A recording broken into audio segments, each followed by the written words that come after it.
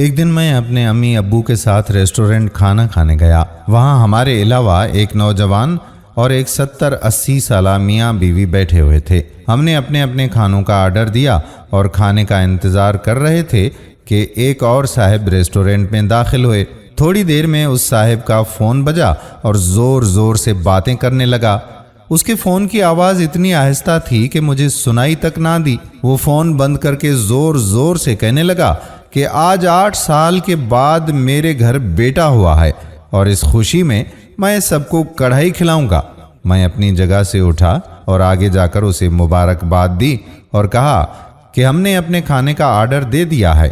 یہ سنتے ہی اس نے کہا کہ اچھا ٹھیک ہے، چلو میں تمہارے کھانے کا بل ادا کر دوں گا، اور بل بھر کر اپنا کھانا پیک کر کے چلا گیا۔ چند دن کے بعد میں اپنے دوستوں کے ہمراہ شہر گیا کہ اچانک میری نظر اسی شخص پر پڑی جو ایک 5 سال کے بچے کے ساتھ ٹکٹ لے رہا تھا۔ میں اپنے دوستوں سے کچھ لمحوں کے لیے دور ہوا اور اس شخص کے پاس پہنچا۔ جو ہی اس نے مجھے دیکھا تو اس کے چہرے پر میں نے عجیب تاثر کا احساس دیکھا۔ بہرحال سلام دعا کے بعد میں نے کہا کہ ماشاء اللہ آپ کا بیٹا چند دنوں میں اتنا بڑا ہو گیا۔ جو ہی اس نے یہ الفاظ سنے تو کہنے لگا کہ بھائی ان باتوں کو چھوڑو۔ جب اس نے یہ کہا تو میرا تجسس اور بھی بڑھ گیا اور میں نے اصرار کیا کہ وہ مجھے حقیقت بتائے۔ بہت اصرار کرنے پر اس نے مجھے بتایا کہ اس دن جب میں ریسٹورنٹ میں داخل ہوا تو میرے ہاتھ گندے تھے۔ میں ہاتھ دھونے کے لیے گیا اور ہاتھ دھوتے وقت میں نے اس بوڑھے اور بوڑھیا کی آواز سنی۔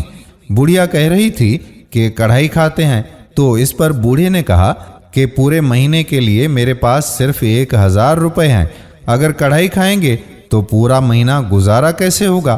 آج بھی صرف تمہاری وجہ سے ہوٹل میں آئے ہیں۔ اس نے کہا کہ اسی وجہ سے میں نے یہ ڈرامہ کیا۔ میں نے سوال کیا کہ اگر انہیں کھلانا تھا تو آپ صرف ان کے پیسے دے دیتے۔ تو اس نے جواب دیا کہ میں ان کی بے عزتی نہیں کرنا چاہتا تھا۔